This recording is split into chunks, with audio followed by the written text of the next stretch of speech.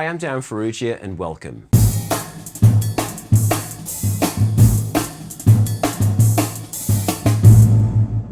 In last week's video, I looked at transitioning into fills from shuffles. So the idea was that when you play a shuffle beat and you're going to play some kind of fill, that the transition from the hi-hat pattern that you're playing in the shuffle is affected in such a way that it makes transitioning from that groove into the fill as effortless and as smooth as possible. So continuing along those lines, I'm going to do the same thing with 16th note grooves. The type of groove that I'm talking about specifically is a one-handed 16th note groove. 1, 2, 3.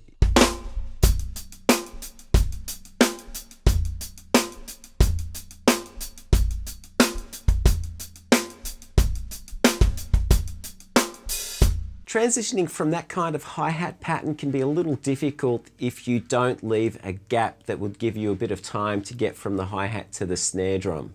So I'm going to give you an example using a groove from a Toto tune called Georgie Porgy, and in particular I'm going to use the fill that Jeff Porcaro plays at the start of that song. And that goes something like this. 1, 2, 3, 4.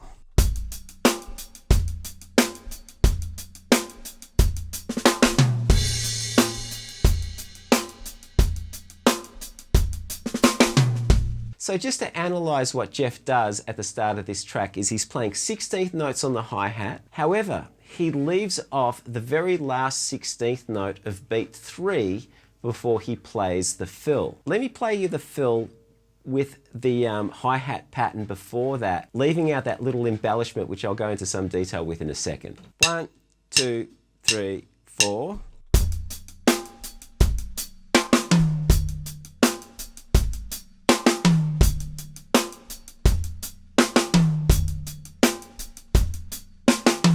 As you can hear, that gap that we've left is really obvious. It's actually annoyingly obvious. So we need to fill that gap somehow. And so I'm going to show you a few ways to do it. The first way you can fill that gap is to just replace that hi-hat note with a note on the snare drum played with the left hand. That would sound like this. 1, 2, 3, 4.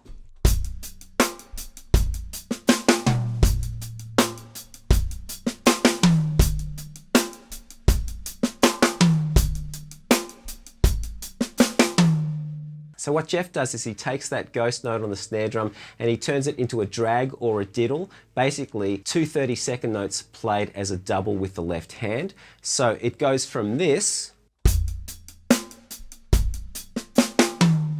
to this.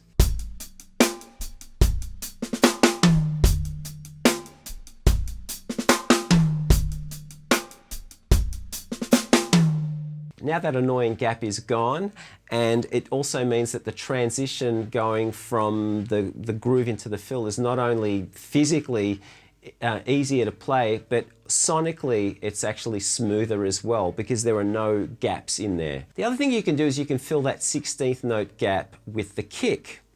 So I'm putting the kick drum on the 3, E and A.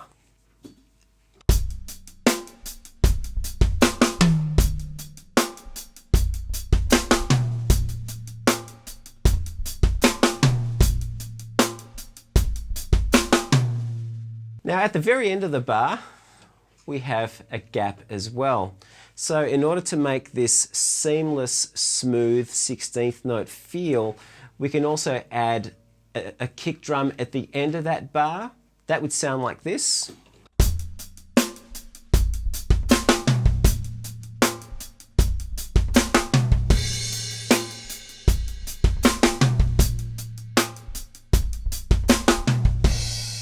One of my favorite drummers is Carlos Vega. I've talked about Carlos in previous videos, and that's something that he usually plays at the end of a fill like that. He usually ends off with a kick. If the last note of the hand pattern is on the and of 4, he'll add a kick at the very end of that bar just to fill it out. So what about fills that start on beat 3? pretty much the same idea.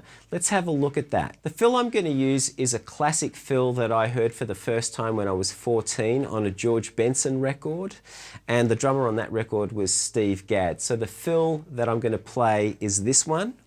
1, 2. It's a very common Motown style fill. You hear a lot of drummers playing this. Anyway, this fill starts on beat 3. So the same thing will apply here. I'm going to have to leave off the very last 16th note prior to beat 3. So that would give me time to get from my hi-hat to the snare drum. Now, I'm just going to leave that note off. It's going to sound like this.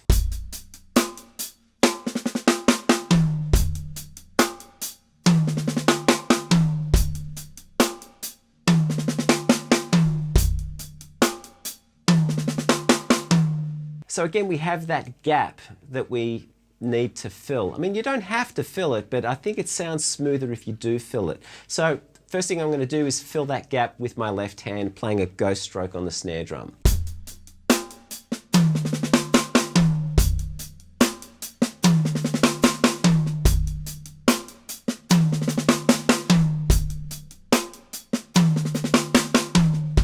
And then I can take that ghost stroke and turn that into a diddle or a drag, 2 30-second notes played with the left hand.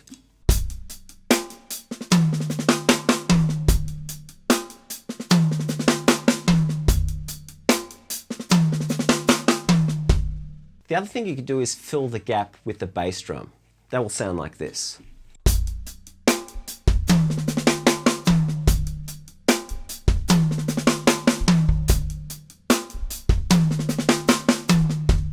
Now you also may have noticed that at the end of the fill, I'm putting a little ghost stroke, which is on the very last 16th note of that bar. I do that out of habit. Again, it's just, filling in that gap. So let me show you what that was.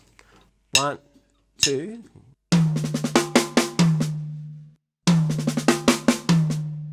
Here it is in context.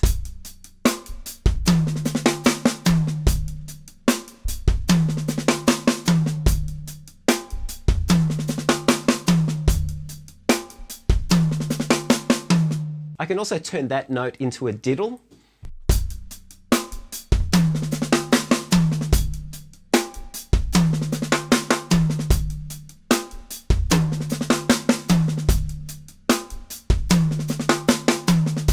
And like before, I can also fill that gap at the end of the bar with the bass drum instead of the left hand. 1, 2.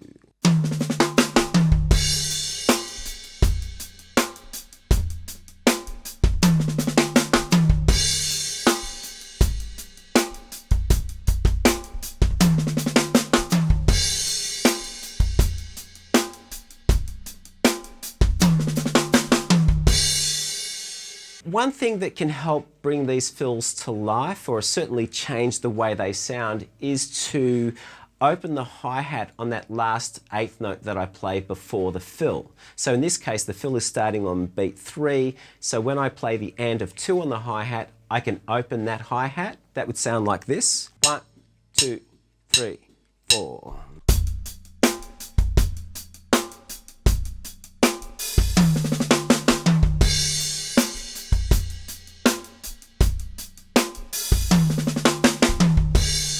And then beyond that, I can splash the hi-hats for beats 3 and 4. 1, 2.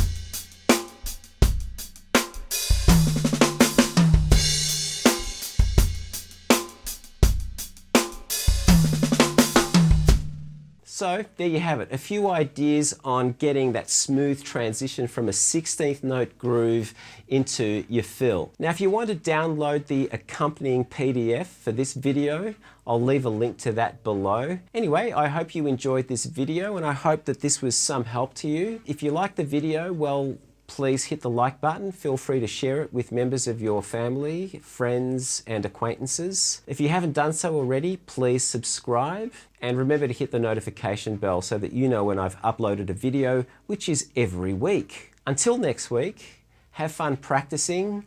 I hope you get some mileage out of these ideas, and I will see you next week. Bye. So let me, and then I can take that go stroke and turn that into a dibble.